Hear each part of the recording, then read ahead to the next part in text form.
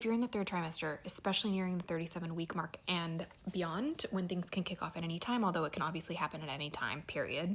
These are a couple things I want you guys to think about, things that I was so grateful when I went into labor to have had done so that I didn't have to worry about it.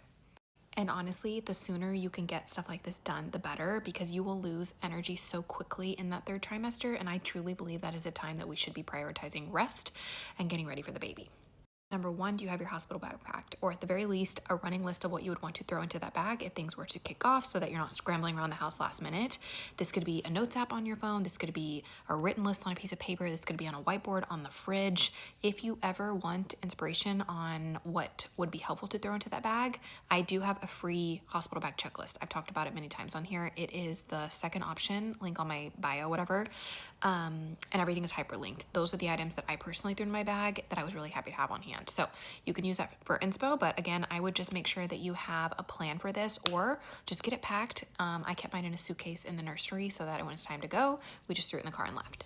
Number two, do you have your car seat? What I personally would do is get the car seat, learn how to install it, and then leave it in the house until it's time to go. Because if you were to get into a fender bender, they oftentimes do recommend that you throw out that car seat and then you would have to reorder it and start the process all over again, which can be a little bit stressful depending on where you are in your pregnancy. So I personally kept the base in the car and left the car seat in the nursery right next to my hospital bag. But personal preference, of course, do with that what you will.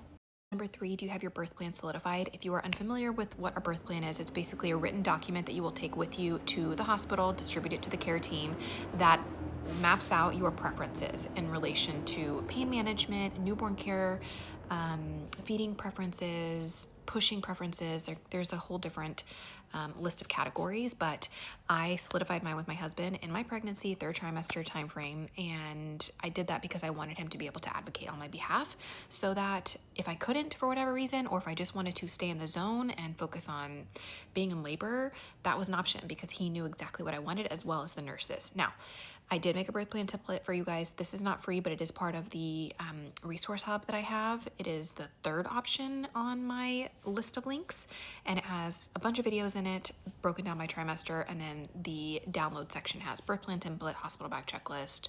There's a bunch of stuff. Anyway, that is there if you need it.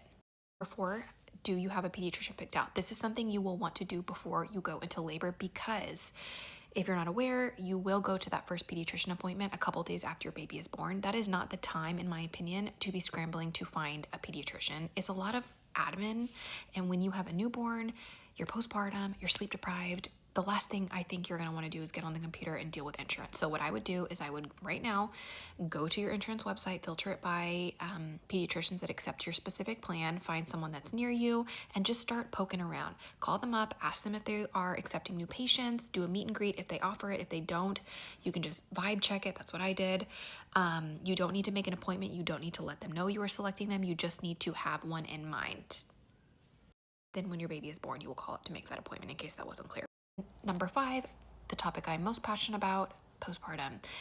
Get your kit set up. Prepare for the first few weeks, the physical recovery side at the very least. Get your bathroom kit, get your bedside kit. I have made many videos on what I included in both of those, products that I used, how I used them, how they were helpful, because I really, really, really hate that we put ourselves on the back burner. I will go on record and say this again. I would rather do my pregnancy over and labor over before I did postpartum again. And that is not to fearmonger.